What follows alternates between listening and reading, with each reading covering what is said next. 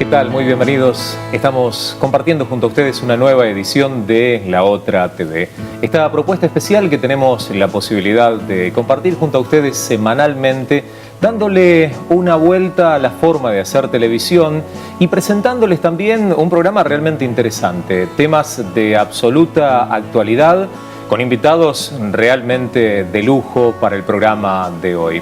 Queremos recomendarle y, por supuesto, invitarle a que visite nuestro Facebook, a que nos haga llegar sus comentarios, a que escriba sus puntos de vista, sus opiniones, sus sugerencias, alguna pregunta que podría llegar a transmitirle a alguno de los habituales columnistas que tenemos en nuestro espacio. Todas son muy bienvenidas. Los invitamos, por supuesto, a visitarnos en las redes sociales, concretamente en nuestro Facebook. El programa del día de hoy, por lo menos en nuestro primer bloque, andará por dos carriles realmente diferenciados, distintos, pero absolutamente importantes. Hablaremos del aborto y hablaremos de la economía. Nos acompañan el pastor Daniel González y el doctor Gabriel Flores Ciani. Muy bienvenidos a los dos. Muchas gracias. Muchas gracias. Un placer tenerlos. Estoy pensando por dónde arrancar, porque ¿cómo comenzamos, no? Arrancamos con lo más difícil, con la economía, ¿les parece? Muy bien.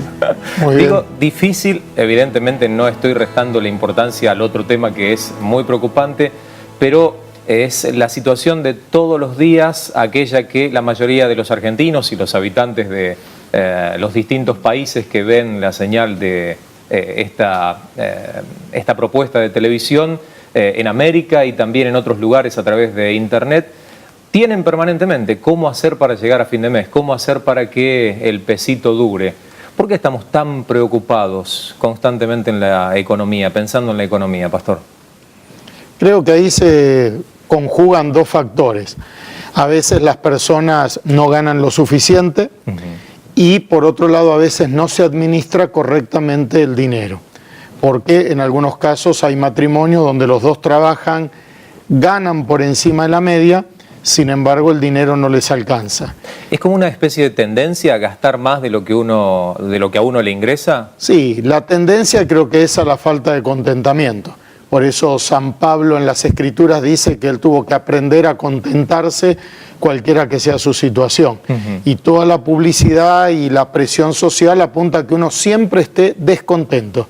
Entonces, cuando ese descontento se vuelve en el área económica, digamos, algo bien visible, empieza el endeudamiento con tarjetas de crédito y toda esta situación que lleva a que se aborten un montón de proyectos, sueños, por no tener los recursos necesarios para poder llevar esto adelante.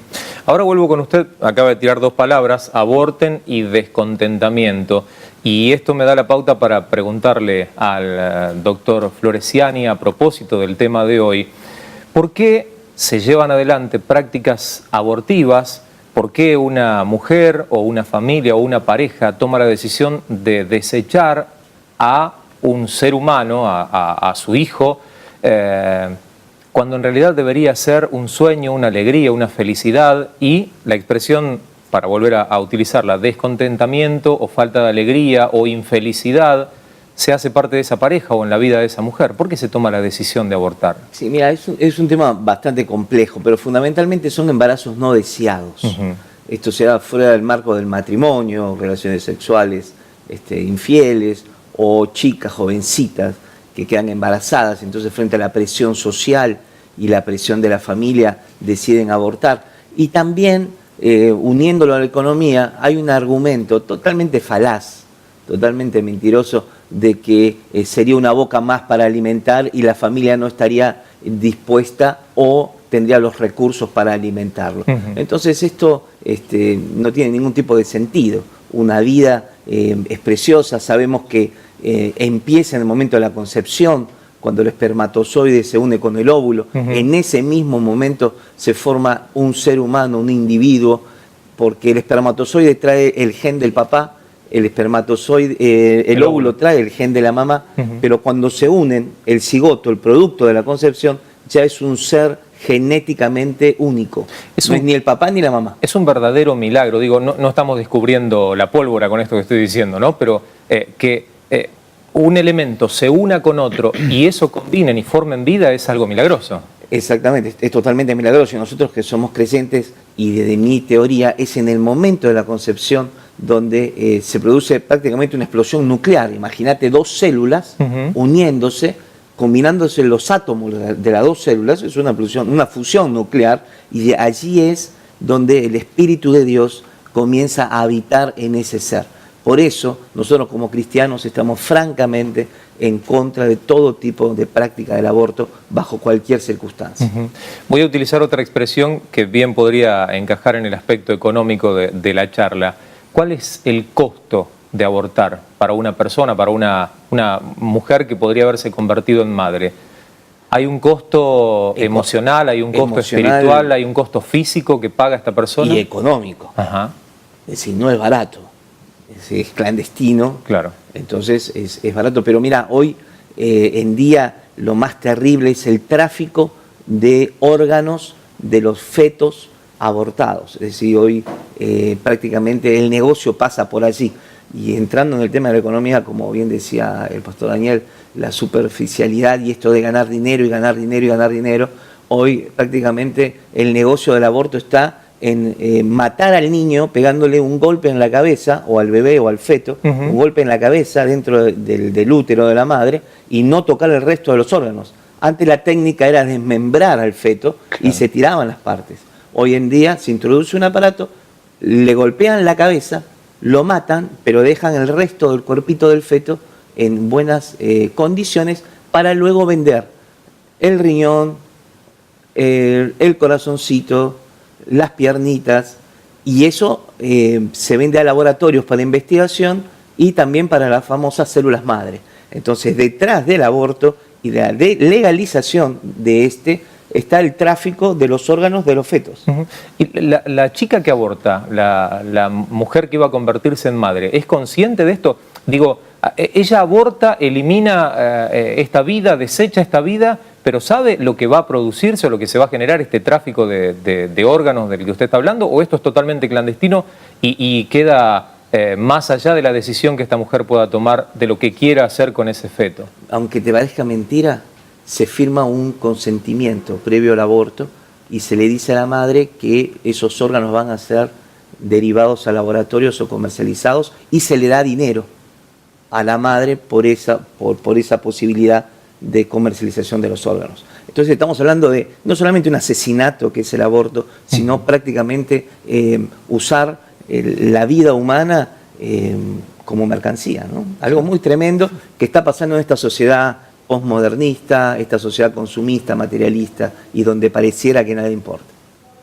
Una verdadera locura. No solamente asusta el término o la expresión de desechar, descartar, eliminar una vida humana, sino todo lo que llega después y que termina de describir el doctor Flores Ciani. Hablaba Daniel González a propósito de esta sociedad que permanentemente te exige y te hace estar insatisfecho. Desde los medios estamos haciendo televisión, esta es La Otra TV. Desde la televisión, desde los medios, nos generan esa insatisfacción para siempre querer estar necesitando algo, aunque no lo necesitemos. Sí, digamos, gran parte del mercado funciona así, pero la realidad es que en definitiva cada uno es responsable de sus acciones. Entonces uno es el responsable de dejarse influenciar o no, de poder establecer metas y honrar esas metas, o dispersarse detrás de cosas que otros suplantan esas metas que uno tenía. Es verdad, hay una presión social muy importante. También hay una carencia en la familia de educación. Por lo general la gente de dinero educa financieramente a sus hijos y no solo los prepara para tener el dinero que les va a dejar, sino para que ellos lo multipliquen. ¿Qué sería educar financieramente a los hijos? Enseñarles a contentarse en primer lugar, enseñarles a que el dinero cuesta, enseñarles a tener una mentalidad de inversores y no solamente de consumidores, aprender a diferenciar la publicidad engañosa. Por ejemplo, vos ves que te dicen ahorre 20%. No, comprando un LCD no se ahorra el 20%, se gasta un 20% menos. Pero cuando uno compra está gastando, no está ahorrando. Ahora, para esto hay que dedicar tiempo. Hay que sentarse con los hijos y explicarles. y poder mostrarles y enseñarles. Ahora, si el padre está tras una carrera también consumista, difícilmente el hijo puede aprender esto.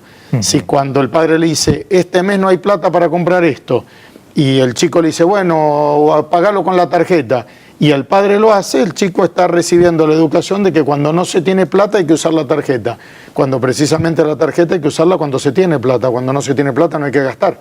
Pero ¿Qué dato que termina de dar, Pastor? Esto de usar la tarjeta cuando se tiene plata. La mentalidad o el pensamiento que la mayoría de nosotros tenemos es, como no tengo plata, ahí es donde aplico el uso de la tarjeta de crédito. es igual que la cuenta corriente, antes de liberar un cheque uno tiene que ver que haya saldo. La clave de la utilización de la tarjeta de crédito es como si fuera de débito. Y aún los que dicen, bueno, pero con la inflación uno le gana. El problema es que por ahí uno se compromete por 10, 12 cuotas, pero uno no sabe si va a vivir 10 o 12 meses, no sabe si va a tener trabajo esos 10 o 12 meses, no sabe cómo va a ser su situación, pero uno ya tiene hipotecado el futuro, porque no sabe lo que va a pasar, pero sí sabe lo que tiene que pagar. Y esto trae un estrés y un desgaste no solo económico, sino a nivel anímico, porque vos no cobraste el dinero y ya una parte lo tenés gastado. Claro, se hace un ciclo, ¿no? Sí, en donde lo que me ingresó ya lo estoy gastando para cumplir con aquello que gasté de antemano. Sí, donde por ahí en empresas, personas que, no sé, ganaban 15.000 pesos por mes y tomaron cuotas por 10.000, pero hoy le sacaron las horas extras, lo suspendieron y están ganando 8.000, pero ellos tienen que pagar 10. Por eso la Biblia también enseña, no te jactes del día de mañana porque no sabes qué dará de sí el día. Es decir, pues vos decís, no, si yo gano 15 puedo pagar 10 tranquilo. ¿Y cómo sabes que vas a seguir ganando 15? Por ahí estás ganando 8 o nada. Claro. Entonces siempre la deuda es un elemento no solo de presión, sino condicionante del futuro. Por eso la Biblia enseña, en cuanto dependan de ustedes, no deban nada a nadie. ¿Por qué? Porque de esa manera estarán libres para tomar decisiones y actuar en el momento conforme al contexto que les toca vivir. Ahora en un ratito le voy a preguntar, porque recién usted marcaba un ejemplo sobre el que gana 10 y gasta 11, por ejemplo. Pero ¿qué pasa? Claro, mi caso es. Pero ¿qué pasa cuando yo trabajo de manera independiente y no sé cuánto voy a ganar? ¿Cómo aprendo a administrarme? Si sé que todos los meses voy a ganar 10, más o menos sé por qué números más o menos anda mi economía. Pero si no sé cuál va a ser mi ingreso estimado mensual. Ahora le voy a preguntar acerca de esto, Pastor, le doy 2 minutos, porque debe ser muy difícil la pregunta como para que la piense. Quiero volver con el doctor Floresiani para hablar acerca de estas consecuencias, porque hablábamos sobre el aborto, mencionaba el tema costos y, bueno, recién usted me daba un punto de vista vinculado a la economía. Pero ¿y qué de esos costos o de ese precio que esta mujer paga emocionalmente o espiritualmente? ¿O hay consecuencias físicas incluso que quedan en la mujer después de abortar? Sí, las consecuencias son físicas, pueden ser inmediatas, con una perforación de útero. Los lugares en donde se practica el aborto muchas veces no son los más adecuados, entonces no tiene un buen cuidado de la salud, pero fundamentalmente, y luego llega a tener problemas psicológicos, famosa depresión post-aborto. Algunas mujeres después de muchos años siguen festejando el día del cumpleaños de ese niño que hubiera nacido.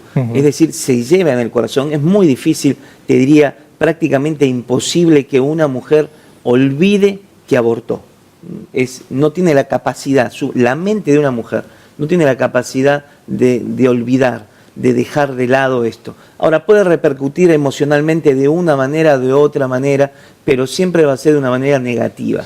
Es decir, nunca un aborto va a traer la solución. No, aparentemente sería la solución más inmediata o sacarse el problema de encima, pero la mujer lleva dentro de ella, en sus emociones y en su espíritu, la muerte de un ser como es un feto.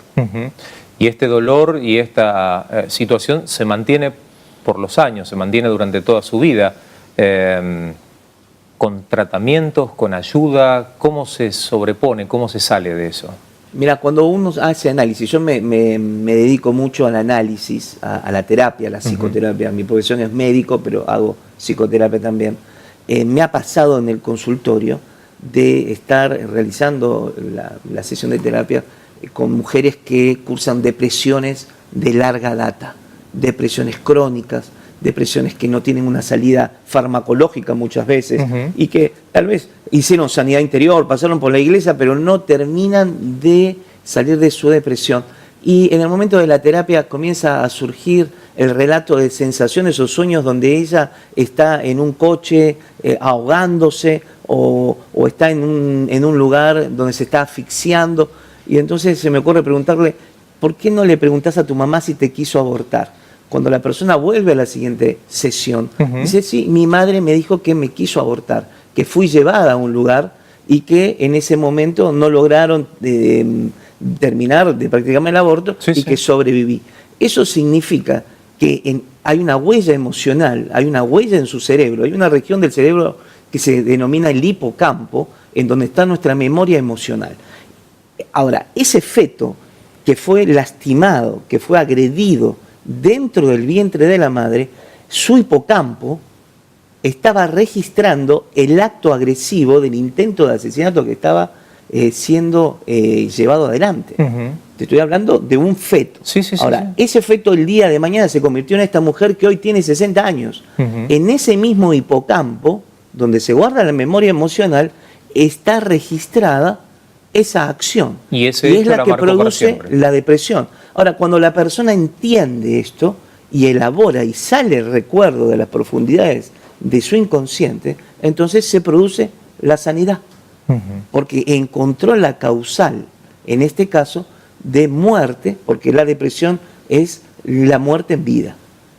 Entonces vos fíjate que no solamente a la persona que practica el aborto, sino los sobrevivientes al aborto, que son muchos, que llevan en la profundidad de sus huellas emocionales y espirituales lo que quisieron hacer con ellos, ¿no? Tremendo. Vuelvo, pastor, con usted. Le di tiempo como para que piense la importante pregunta que le hice. Igual estuve concentrado escuchando al doctor. Bueno, me quedo más tranquilo entonces. ¿Qué hace una persona, un trabajador independiente, un autónomo, alguien que tiene un local, un comercio, que quizás no sabe si este mes va a ganar 10 y el mes siguiente 15 y el otro 5? ¿Cómo aprende a manejar o a equilibrar su economía, sus ingresos y a gastar en consecuencia, no? Sí. Lo primero tiene que establecer un promedio de su ingreso mensual. Ver si el promedio es 10, es 15, es 8. A partir de ahí, limitarse a ese ingreso. Es decir, un mes que gana 20, igual gasta 8. Porque va a venir un mes que va a ganar 4. Y lo ideal en esos casos es mensualizarse, tener ahorrado el equivalente a un mes de ingreso. Es decir, vamos a suponer que esa persona vive con 10.000 pesos, lo ideal es que tenga 10.000 pesos guardados por única vez. ¿Para qué? Para que a principio de octubre, con esos 10.000 pesos, pague todo. Y lo que va ganando en octubre no lo toque hasta el 1 de noviembre. Económicamente lo mismo 10.000 pesos todos juntos que separados. Financieramente es completamente distinto porque los vencimientos son del 1 al 10. Y hay que armar una ingeniería financiera que se puede armar, hay que saber hacerlo, pero consume neuronas. Entonces, cuando uno está anticipado, tiene la posibilidad de decir, a principio de mes pago todo y me concentro, utilizo la cabeza para progresar y lo que voy generando no lo toco hasta el mes siguiente. Por ejemplo, yo en una época trabajaba a comisiones, me liquidaban el día 15 y el día 30. Como me daban el sobre el día 15, no se tocaba hasta que me daban el sobre el día 30, se juntaban los dos y se administraba para adelante. Y esto aplica para todo. Los comerciantes que crecen en su negocio tienen un mes en caja. Si los gastos del negocio son 30, 40 mil pesos, tienen 30 o 40 mil pesos en caja. ¿Por qué? Para que el 1 de mes paguen todo. Y durante el mes tienen la cabeza en hacer crecer el negocio y no en juntar la plata del alquiler. Porque los negocios que crecen son los negocios en los que los dueños tienen su cabeza en hacer crecer el comercio y no, digamos, en tapar agujeros o en llegar a fin de mes. Pensaba en esta especie de colchón o colchoneta como para tener ese pequeño respaldo. ¿Eso no es un ahorro? ¿No es hacer o tener esa capacidad de ahorrar? ¿O ahorrar es otra cosa? ¿Es guardar para algo o para un proyecto? Sí, es ahorro, pero es ahorro que ya tiene un fin determinado. Es decir, si yo tengo esos 10.000 o 15.000 pesos guardados que a mí me da estabilidad por un mes que haya una baja, no los tengo que usar para otra cosa. Claro. Es como si uno dijera en el avión, esos tanques de reserva de combustible, ¿son para ir a otra ciudad? No, no son para ir a otra ciudad, son de reserva. Son de reserva. Son de reserva. Entonces, ese dinero tiene que estar ahí ¿para qué? Para usarlo como nivelador. Mira, este mes en vez de ganar 10, ganamos 8, tomamos 2 de ahí. Pero el próximo mes que ganamos 14, lo primero que hacemos es reponer los 2 que tomamos, para que siempre esté esa reserva. Y esto no solo es una cuestión económica, evita presión. La persona que a principio de mes paga sus cosas y tiene la capacidad de concentrarse en hacer crecer el negocio, también está bien espiritualmente, emocionalmente, familiarmente. Son principios que no solo cambian la economía, sino cambian la vida. Porque la mayoría de la gente está presionada porque no llega a fin de mes. Claro. Si se anticipara y tuviera lo necesario para llegar a fin de mes, por lo menos le quitaría un montón de presión a su vida, mejoraría su relación de pareja, su relación con los hijos, su salud. Gran parte del estrés, los ataques de pánico y todo tienen a veces origen en las presiones económicas y financieras, que por lo general nos generamos nosotros mismos. Qué bárbaro. Pensaba mientras lo escuchaba a Daniel González, la forma en la que habitualmente nos administramos en casa. Le pregunto, doctor, en su economía familiar, con su esposa, ¿quién maneja el dinero? ¿Usted? ¿Ella? ¿Cómo se organizan? Somos un equipo, Ajá. somos una sociedad. ¿Ella manda y usted obedece? Siempre. Eso siempre. Funciona en mi casa, digo. Y yo mira, te digo que funciona en todos lados, creo que de esa manera. Pero es una sociedad, es un acuerdo. Cada uno de nosotros, mi esposa Cecilia tiene una personalidad absolutamente distinta a mí. Entonces hemos llegado a entender eso. Y tiene que ver mucho mi personalidad con la manera como manejo el dinero. Es decir, no es lo mismo una persona que es obsesiva, por ejemplo, va a guardar el dinero, va siempre a tener un control estricto de él. Una persona que es un poco más, te diría, bipolar, por así decirlo, que es una patología psiquiátrica, pero más allá de eso, ciclotímica, vamos a poner el término ciclotímico. Una persona que tiene cambios de los estados de ánimo, en donde está excitada, donde quiere salir a comprar compulsivamente y pasa a una fase en donde está triste, depresiva, cambios de los estados de ánimo. Esto va a llevar que maneje también el dinero de la misma manera como se siente. Entonces, el manejo del dinero y de nuestra economía va a depender mucho de nuestro estado emocional. Entonces, en este caso, como mi esposa y yo nos tenemos sacados en nuestra personalidad, por así decirlo, y sabemos las características, lo bueno y lo negativo de cada uno, entonces llegamos a acuerdos permanentes y profundas negociaciones en el manejo del dinero. ¿Es así? ¿Coincide usted, Daniel, con este punto de vista? Hay que negociar, hay que saber consensuar. Digo en el ámbito de la pareja, ¿no? En donde quizás el ingreso viene de parte de uno o viene de parte de los dos. ¿Cómo lo manejamos? ¿Quién lo administra? ¿Las mujeres son mejores administradoras que los hombres? Sí, digamos, es una pregunta compleja. Lo primero que uno tiene que entender es que para Dios ya no son más dos, sino una sola carne. Por lo tanto, Dios manda la bendición a la sola carne. No importa que uno gane más o el otro gane menos, o no importa que uno trabaje y el otro no. El ingreso llega a el matrimonio, a la familia. A partir de ahí, lo que bien decía el doctor, el común acuerdo. Se fijan criterios y pautas. Y si bien hay que decidir de común acuerdo, uno puede reconocer que en algunos casos la mujer es mejor administradora o en algunos casos el hombre. Y como el matrimonio debe ser un complemento y no una competencia, uno tiene que decir, en esto reconozco que vos sos mejor, ayúdame, en esto yo soy mejor, te ayudo. Pero la clave es el común acuerdo. Yo he tenido que atender familias donde el varón salió de garante y la mujer se enteró cuando le tiraron la cédula de remate de la casa por debajo de la puerta. Ah, detallecito. Porque él creía que la casa era suya. Ahora puso en vilo a la familia. Ahora, además del problema del remate de la casa, tuvimos un problema matrimonial. Ahora, si los dos hubieran decidido de común acuerdo salir de garante, igual los hubieran clavado, claro, pero no hubiéramos tenido el problema matrimonial. Porque los dos hubieran dicho, mira, lo charlamos, nos pusimos de acuerdo, lo hicimos, nos equivocamos.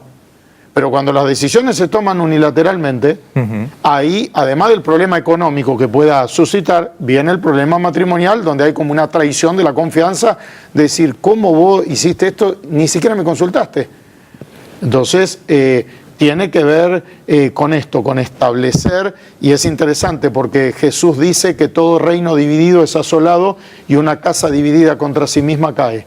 Y cuando una casa está dividida contra sí misma económicamente, esa casa termina cayendo, tarde o temprano. Ahora, cuando está unida, aún en momentos difíciles, sale a flote. ¿Por qué?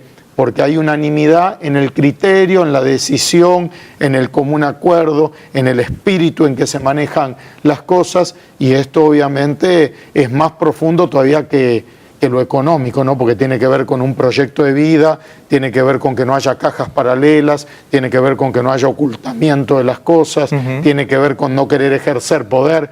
Yo gano más, entonces se hace lo que yo digo, mi voto vale más que el tuyo. Es decir, es un tema, sigue siendo la causa número 1 de divorcio en el mundo, el manejo del dinero. Dentro de este manejo, esta manera de hacer las cosas, a lo mejor puede llegar a dar resultado que sea la mujer la que administre, la que tenga y la que le dé de manera dosificada al marido para que gaste, porque sabe que si el marido la tiene toda junta, la patina, la gasta. Esto no afecta de alguna forma en la sociedad actual, ¿no? En la sociedad en la que hemos crecido y vivimos actualmente. ¿No afecta esa cuestión machista de ese hombre proveedor, de ese hombre que necesita tener, bueno, la billetera llena de plata como para sentirse de otra manera? ¿No le toca la autoestima o el valor o la hombría el hecho de tener que ir a la esposa y decirle, ¿me das 10 porque tengo que hacer tal cosa o tal otra? Sí, en realidad no tendría que ser tan así. Tiene que estar fijado un criterio y el dinero tiene que estar disponible, pero sujeto a lo que hay. En la antigüedad la plata se separaba en sobres.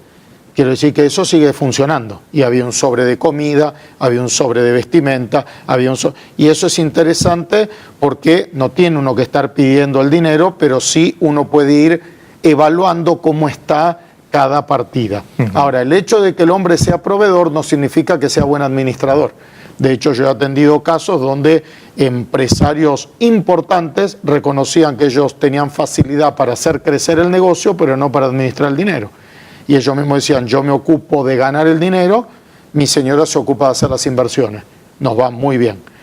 Porque a veces son cualidades, como claro. A veces el buen administrador no necesariamente tiene la capacidad de generar recursos.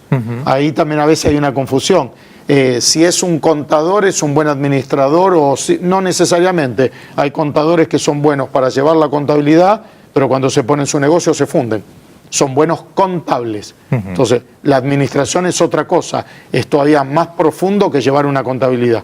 Tiene que ver con asignar recursos, tiene que ver con tener carácter, tiene que ver con lo que hablaba el doctor, con ser estable emocionalmente, porque wow, gané 50.000, estoy eufórico y voy a comprar un auto, y después el mes que viene no tengo para pagar el seguro del auto. Claro. Es decir, tiene que haber una estabilidad ahí donde uno diga, sí, gané 50.000, pero mi promedio es 10.000. Por lo tanto, vamos a mantenernos en el promedio, a lo sumo un poquito más. Tiene que ver con eso, y gran parte de eso está en la crianza, en el carácter que uno desarrolla en los hijos. Y esto es clave, porque ese carácter sirve para todos los factores de la vida y obviamente para el factor económico también. Volvemos, doctor, al tema del aborto. Hablamos acerca de esas consecuencias, nombramos lo económico o lo vinculado al dinero, hablamos incluso de las cuestiones emocionales. Una mujer que abortó espiritualmente, ¿cómo se recupera? Mira, es una muy buena pregunta. Evidentemente recibiendo a Cristo en su corazón como Señor y Salvador, el nuevo nacimiento, esto que nos explica claramente el Señor Jesús cuando se encuentra con Nicodemo. Te es necesario nacer de nuevo, del agua del arrepentimiento, ¿no es cierto? Entonces, cuando esta mujer entiende que Cristo en la cruz cargó con sus culpas y con su pecado, y hago énfasis en esta parte de la gran revelación de la cruz, Cristo llevó nuestras culpas, y la mujer que abortó tiene culpa. Entonces, este aspecto del mensaje salvífico de la cruz del Calvario hace que la mujer pueda liberarse de la pesada carga que significó terminar con una vida que llevaba dentro de ella. Entonces, la salvación, el mensaje de saber que es una nueva criatura en Cristo, que las cosas viejas pasaron y que todas comienzan a ser nuevas, que el Espíritu Santo comienza a habitar dentro de su corazón y, como dice Pablo en Efesios, ser llenos del Espíritu Santo. Y esto en una manera continua. Esta mujer debe ser llena continuamente de la presencia del Espíritu Santo, de tal manera que todas esas áreas emocionales, las cuales pueden seguir estando dañadas, sean suavizadas, calmadas y aún sanadas por el poder del Espíritu Santo. Pensaba en el rol importante que puede jugar una amiga, una vecina, alguien cercana a esta mujer que quizás nota que hay algo particular dentro de su manera de vivir la vida, de sus pensamientos, de sus reflexiones. Y esta amiga que quizás pueda ir a una iglesia o pueda conocer de Dios es fundamental a la hora de transmitir ese mensaje, de llevar y de sembrar esa semilla para que esta persona que tiene esta necesidad tan profunda como es la de ser sanada, pero también conocer esa revelación de la cruz y conocer al Salvador, pueda llegar a una iglesia, ¿no? Mira, es fundamental el mensaje del Evangelio, el puro mensaje del Evangelio, el mensaje del arrepentimiento, del perdón de pecados, de la aceptación de parte de Dios, a pesar de lo que hemos hecho, de la maldad o de la culpabilidad, como decíamos anteriormente, saber que hemos sido perdonados por el Creador. Esto es fundamental, es el gran misterio de la sanidad, de la conversión, que no debemos de tener o de perder en cuenta. Te diría, no podemos empezar a orar por sanidad si primero no le predicamos el Evangelio y la persona recibió a Cristo como su Señor y Salvador. Tremendo. Vuelvo, Daniel, con usted para preguntarle, porque me quedé pensando, dentro de los ejemplos que nos dio en base a situaciones vinculadas a la economía real, hablaba y ponía números y se proyectaba hacia adelante, hacia meses por venir, hacia promedios que uno puede llegar a hacer entre lo que va a ganar o lo que ya ganó, pero siempre dentro de números estáticos. ¿Qué pasa en un país como el nuestro, en donde hay una economía tal que lo que uno prevé que puede llegar a guardar o a ahorrar, quizás dentro de 6 meses no tiene el mismo valor que tenía hoy? ¿Cómo hacemos para manejarnos? ¿En qué ahorramos? Los argentinos estamos así como obsesionados con el tema del dólar y, bueno, encontramos algunos impedimentos en estos últimos años para llegar fácilmente al dólar. ¿Es una opción el dólar? ¿Cómo puede ahorrar la gente? ¿Puede ahorrar la gente? Sí, desde luego para ahorrar hay que tenerlo en cuenta como una prioridad. La gente espera para ahorrar a que le sobre, por eso no ahorra nunca. Dentro del presupuesto tiene que estar incluido el ítem ahorro y como una prioridad. En segundo lugar, hay gente que ahorra en materiales porque se está construyendo una casa, o aún aquellos que tienen un buen ingreso ahorran en mercadería, o por ahí van y dicen pago las próximas 3 cuotas del colegio adelantadas. Es una manera de ahorrar. Exactamente, donde uno mantiene el valor y ya tiene, entonces si el mes que viene el ingreso es menor, tranquilo porque la cuota está paga. Es una manera de compensar. Nada justifica el no ahorrar. Y aun cuando uno hace una proyección, tiene que contemplar la inflación. Tengo que saber que los 10.000 pesos de hoy, quizás a mitad de año, si hubo una inflación del 10, del 12%, tendrán que ser 10.000, 11.000, por ahí tiene que andar. Y uno lo puede calcular. Si no, las empresas fundirían y no funden. Claro. Quiere decir que uno puede tomar los mismos criterios y llevarlo adelante. Lo que sí, uno tiene que profesionalizarse en el manejo del dinero. Y no tiene que ver tanto con estudiar una carrera, sino con dejar de ser boliche, entre comillas, y volverse más profesional a la hora de manejar sus finanzas personales. Estamos llegando al final de este tramo del programa. Quisiera agradecer especialmente el libro que nos trajo el doctor Gabriel Floresiani, Ciencia y Fe Unidas para vencer las drogas y el alcohol. Este ejemplar, doctor, ¿dónde lo puede encontrar la gente? En librería Certeza, básicamente, en otras librerías cristianas también. Y Daniel, los materiales tuyos, los libros que escribiste. Son 6 libros, por lo que estuvimos hablando, recomiendo Dónde se fue el dinero, también de Editorial Certeza, y como decía el doctor, en librerías cristianas por lo general está disponible en todo el país. Muy bien. Una vez más, el agradecimiento a cada uno de ustedes. Gracias por acompañarnos, por los consejos y bueno, por todo lo que tuvimos la posibilidad de compartir juntos hoy en La Otra TV. Nosotros tenemos un programa que indudablemente tiene mucho más contenido, así es que a quedarse allí en la pantalla junto a nosotros. Ya seguimos.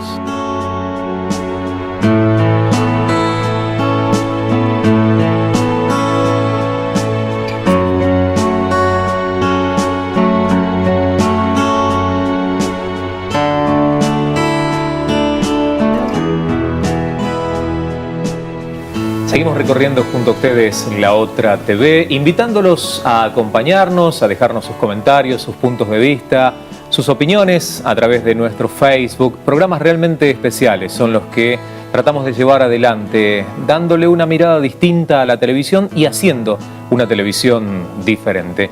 Pasamos de temas realmente actuales e interesantes, como los que tuvimos en el bloque anterior, a un momento realmente particular, porque llega el tiempo de la música. Para eso nos acompañan Ivana y Sebastián de la Iglesia Visión de Futuro. ¿Cómo les va, chicos?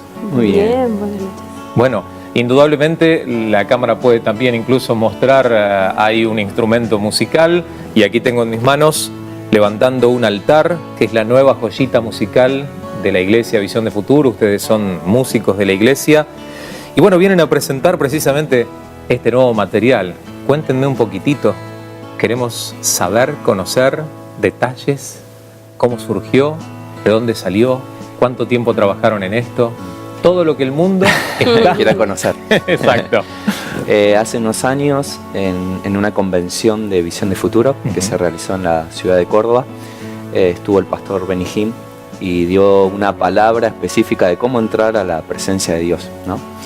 Y el año pasado, nuestro pastor principal, Omar Cabrera Jr., se estuvo reuniendo con nosotros y comentando que quería, bajo la palabra de este año, que es levantando un altar familiar, ¿no? Yo en mi casa serviremos al Señor, tratar de plasmar lo que fue la prédica de ese momento a través de una producción musical, ¿no? Para nosotros en una primera instancia fue todo un desafío porque había puntos que había que tener en cuenta, las canciones tenían que remitir a distintos objetivos que tenía la prédica. Claro. Aparte, desde el comienzo no era una producción por ahí tan convencional, porque iba a haber una oración, iban a haber distintas cosas que para lo que es un disco de alabanza de oración por ahí tradicional se escapa, ¿no? Entonces para nosotros era todo un desafío tratar de plasmar el espíritu de la prédica, que sea algo que una persona pueda poner en su casa y escuchar, pero a la vez también tener un momento de intimidad con Dios.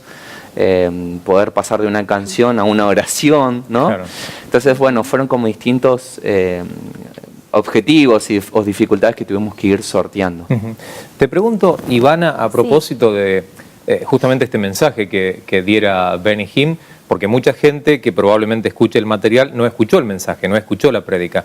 ¿En qué consistía, en qué se basaba esa enseñanza, ese mensaje que diera justamente Benny Hinn? Es el tabernáculo en sí, cómo entramos a la presencia del Señor.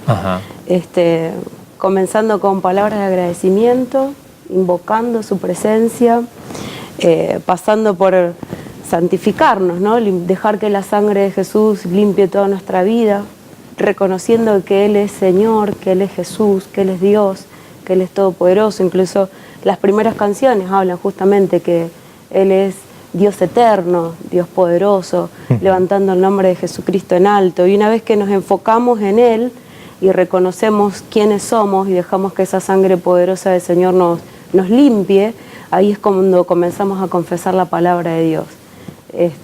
Y cuando la palabra de Dios es confesada, tiene poder, tiene autoridad.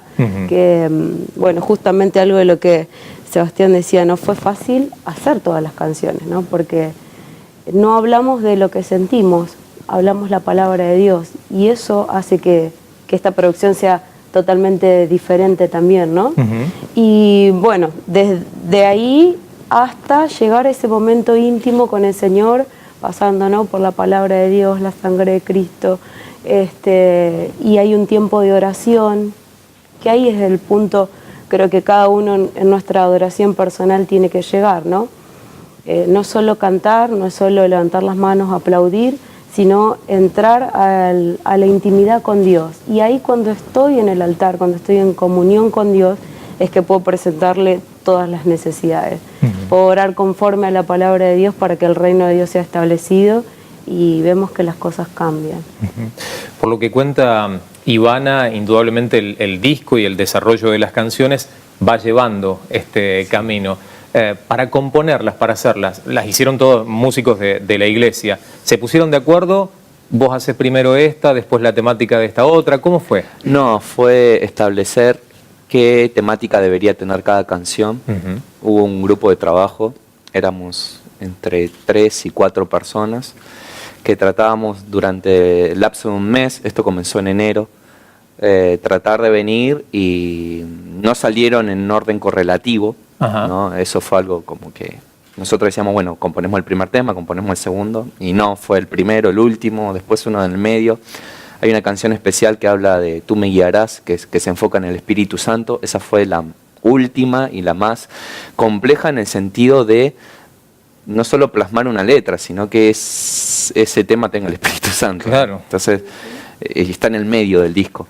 Entonces pusimos qué temáticas debería tratar cada canción y a partir de ahí un versículo bíblico. Van a ver que cada canción está basada en un versículo bíblico. Las primeras 2 en Efesios 2, ¿no?, donde habla que Él, siendo Dios, se despojó todo, ¿no? Por eso Él es mi Salvador y Él es el que tomó el lugar por mí, ¿no? Entonces,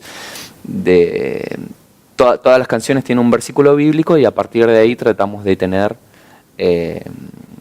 cada canción enfocada en una temática. Entonces como que entramos con alegría, con gozo, nos enfocamos en lo que Él hizo en la cruz del Calvario por mí, lo que la palabra hace en mi vida, un tiempo de intimidad, un tiempo de intercesión y un tiempo de celebración, ¿no? Por eso los 2 temas, por el último específicamente está enfocado en Apocalipsis, claro, ¿no?, la letra. Entonces, más que nada es eso, es como una línea de entrar con agradecimiento, tener un tiempo de intimidad y a la vez un tiempo de celebración final, ¿no? ¿Esa temática o esa guía es la que lleva al título Levantando un altar o ya tenían en claro cuál iba a ser el título desde el principio? No, el título fue lo último, eso fue lo interesante. Teníamos varios nombres para la producción, propusimos al pastor, él se tomó un buen tiempo, digamos, no decidía por ninguno, y nos envió Levantando un altar. Ok, perfecto. Lo interesante es que cuando empezamos a escuchar el disco, porque como nosotros lo grabamos por distintas secciones, claro, nunca lo habíamos escuchado desde un solo tirón. Cuando se hizo el mastering del disco, nosotros tuvimos que escucharlo desde el principio al final. Y abre con una oración de apertura la pastora Alejandra. Y ella dice, venimos delante de ti para levantar un altar. Digamos, y fue inconsciente, claro, como que ella sin saber, porque grabamos esa oración unos 2 meses antes, le dio el nombre a la producción. Fue algo como que nos dejó como helados, ¿no? Claro. Decir, estaba ahí y ninguno de nosotros lo habíamos descubierto, ni siquiera el pastor, porque cuando nosotros le dimos ese dato... Sí, sí. No, es interesante incluso que cuentes esa parte de la historia, porque incluso mucha gente cuando ponga el CD y tenga la posibilidad de escuchar la producción, va a escuchar la oración y va a decir, wow, dijeron así porque el disco se llama... Y no, estaba todo armado por Dios de antemano, ¿no? Sí. Aparte de lo interesante de eso, ella entra, había una musicalización, le decimos queremos que pueda expresar, como nosotros cuando comenzamos la reunión hay una oración de apertura, entonces declarar algo, y lo primero que declara es levantamos un altar, claro, pasó, y bueno, y es lo que lleva el nombre de la producción. Así que creo que sí, que fue eso, como Dios nos unió en el espíritu a todos, ¿no? Porque en realidad tampoco le decimos nosotros el nombre de la producción. Claro. Así que hasta eso. Contaba Sebastián acerca de la forma en la que se desarrolló, el mastering, citó recién. Todo esto fue hecho acá en Buenos Aires por músicos de la iglesia. ¿En dónde se grabó? ¿En dónde lo produjeron? Contame un poquito. Se trabajó acá, en el estudio Marfa Cabrera. Fueron varios meses, como decía Sebas, de componer, sentarse. Hay momentos que fluye, momentos que no. Yo no trabajé en esa parte, pero los he visto a ellos trabajando bastante. Y bueno, orábamos todo el tiempo por el equipo, ¿no?, que estaba trabajando. Creo que eso fue también muy bueno de parte del equipo acá en Buenos Aires de alabanza, de que cada ensayo que teníamos presentábamos delante del Señor esta nueva producción y le pedíamos a Dios que Dios renovara sus mentes, realmente sea palabra de Dios en sus bocas, en sus manos también, ¿no? Y es increíble escuchar, todos estos días yo estoy usando, ¿no?, el material para orar en mi casa, y escuchar la inspiración de parte de Dios con lo que se tocó, con lo que se hizo, es increíble, porque la presencia de Dios desciende. Está la presencia de Dios ahí. Se trabajó acá, estuvo Sebastián. Eso te iba a preguntar, los nombres de los integrantes del equipo, porque citaste músicos de Buenos Aires. Estaba mirando, recién encontré un rosarino ahí en el medio. Sí. ¿Hay algún otro? Sí, Maxi Carballo de Villa María. Ajá. La idea fue tratar de trabajar algo nacional dentro de lo que se podía, ¿no? Pero sí, hay directores que no son de Buenos Aires, y eso es lo interesante, claro, porque nos unió como grupo de alabanza a nivel nacional, más que como un grupo de personas que están trabajando en Buenos Aires. Claro. Díganme, cuéntenme los nombres de los chicos que intervinieron en la producción. Pablo Gómez estuvo en la batería, Tomás Vega es el productor general, junto con el Pastor Omar, y él tocó los bajos. Las guitarras estuvo Pablo Giandrerén y Brian Gómez, el Santa Fe y acá de Buenos Aires. Yo estuve en los teclados. Ivana es una de las directoras, junto a Emanuel, Maximiliano y Jorge Pérez. Y hubo voces de apoyos, y Evelyn también, sí. Evelyn Gómez. Que es la esposa de él. Es mi esposa. Y vas a tener un conflicto, te digo, si no la nombramos. No. Es que... Y voces de apoyo, Silvina Cruz y Edgar Savage, que ellos nos estuvieron ayudando mucho, junto a Eve, que estuvo haciendo los arreglos vocales y eso. Nos ayudaron mucho porque es un disco que se trató de trabajar no como una persona y un coro, sino como un concepto de varios directores tratando de interactuar entre sí. Entonces hay mucho trabajo coral, que es lo que a veces pasa en la iglesia, claro, ¿no? Seguro. Entonces, bueno, sí, decime, por favor. Perdón, ¿no? El trabajo que hizo Evelyn fue muy bueno. Es difícil trabajar a distancia. Los chicos que vinieron a grabar acá vinieron un día y tenían que saber su tema, claro, o grabar sus voces, ¿no? Y bueno, ellos hicieron un trabajo previo de preproducción para que ellos tengan el material, tengan una base, puedan estudiarlo. Y eso también hizo que ellos puedan tener la libertad de interpretar los temas, que no sea un, bueno, escucho y lo hago tal como está ahí, sino que tengan la libertad de expresar. Y eso estuvo también muy bueno. Sí. Bueno, les falta obviamente parte del equipo, pero tenemos un teclado, un tecladista y una directora de alabanza. Así que yo le voy a pedir que por lo menos nos hagan y presenten a los televidentes de La Otra TV algún pedacito de alguna de las canciones de Levantando un Altar. Bueno, vamos a hacer el tema que se llama Derramaste. Vamos a hacer solo el coro, un pedacito para que lo conozcan. Derramaste tu sangre por mí, sin condición, solo fue por amor, preciosa sangre que mi culpa pagó, me libertó, vida nueva me dio, derramaste tu sangre por mí, sin condición, solo fue por amor, preciosa sangre que mi culpa pagó, me libertó, vida nueva me dio. Precioso, ¿eh? precioso, muy lindo tema. Una maravillosa canción que ustedes pueden encontrar dentro de Levantando un altar, esta nueva producción de la Iglesia Visión de Futuro, presentado por Omar y Marfa Cabrera, tal y como dice la portada del disco. A propósito de presentación, tengo entendido que viene una presentación nacional. Sí, va a ser bastante rápida. Ajá. En el lapso de un mes y medio vamos a estar viajando a distintas provincias, prácticamente. Vamos a estar en Córdoba, en San Juan, en Mendoza, en Santa Fe, en Tucumán, así que Buenos Aires. Son distintos puntos donde nosotros vamos a ir viajando. Empezamos el 31 de octubre, así que ya vamos a estar en Rafaela, el 30 de octubre en Rafaela y el 31 en Rosario, de la próxima semana. Claro. Así que, expectantes, digamos, sabemos que es algo que está pasando como iglesia, digamos, que Dios nos ha llamado a levantar un altar desde la vigilia, ¿no? Que estamos trabajando la oración, la intercesión, esperando que Dios a través de esto sea un medio nomás, ¿no? Donde Él pueda manifestarse en cada casa y nosotros podamos levantar ese altar. Que yo creo que va a cambiar nuestro país.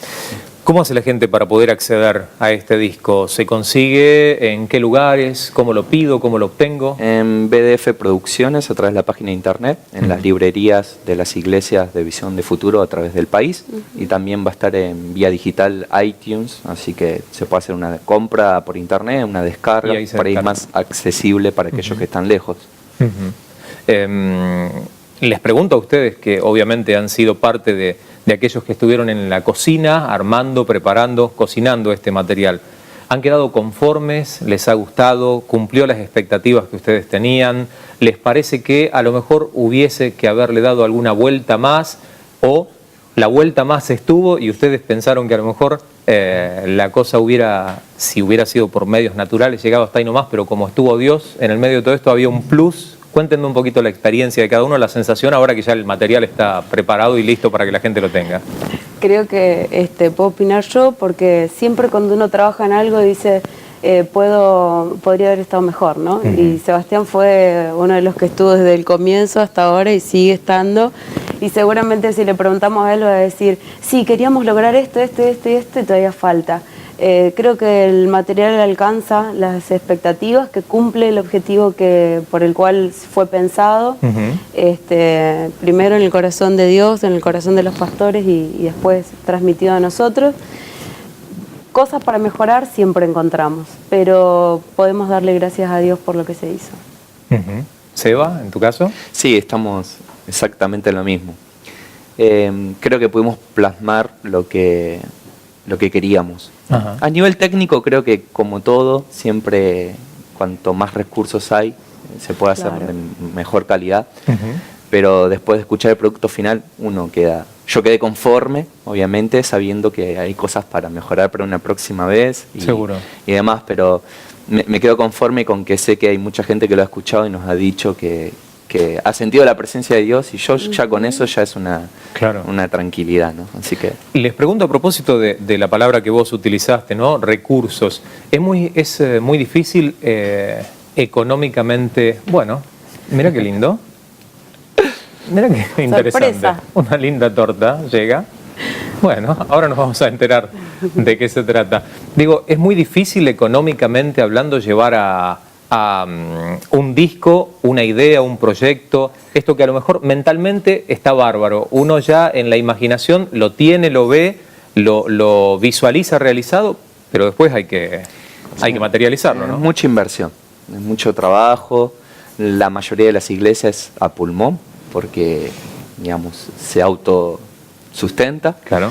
Así que sí, ver eso ahí, además de un trabajo humano, hay mucha inversión económica, pero bueno, sabiendo que si Dios dio el sueño, también va a dar los recursos para poder realizarlo.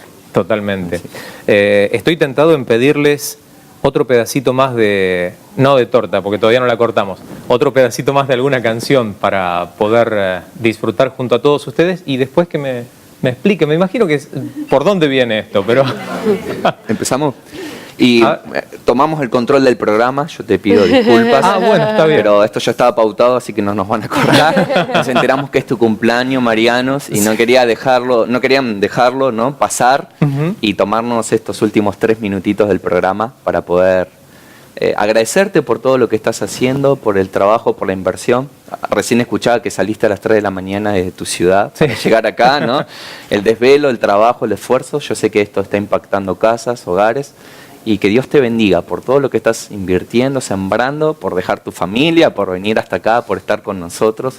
Y la verdad es un privilegio poder tenerte. Queríamos honrarte con una torta, cantándote el feliz cumpleaños, por eso también estamos en este bloque, es parte del propósito. El teclado lo trajeron para eso. Exactamente. Así que la idea era poder cantar. Qué honrado que traigan una cantante profesional para cantarnos el feliz cumpleaños. Que los cumplan feliz, que los cumplan feliz, que el Señor bendiga, que los cumplas feliz. Bueno, muchas gracias, chicos. Muchas gracias. Feliz cumpleaños. Muchas gracias. Así que, muchísimas gracias. Chicos, les agradezco su visita. Les deseo lo mejor con la presentación del disco, del material, que esa misma unción, esa misma gracia, esa misma iniciativa que ustedes pensaron plasmar en este material, lo pueda recibir la gente en cada uno de los lugares en donde los discos suenen, en las casas, en los hogares, en los autos, en donde el CD funcione y también en donde ustedes puedan presentar en vivo este material. Así es que muchísimas gracias, en serio. No, por favor, gracias a vos. Nosotros llegamos al final de un programa especial de La Otra TV, un programa lleno de sorpresas. Termina el programa y comemos la torta, les aviso, quédense tranquilos. Muchísimas gracias. Una interesante propuesta, La Otra TV, la que usted cada semana vive en esta pantalla. Una vez más, muchas gracias, Dios nos bendiga.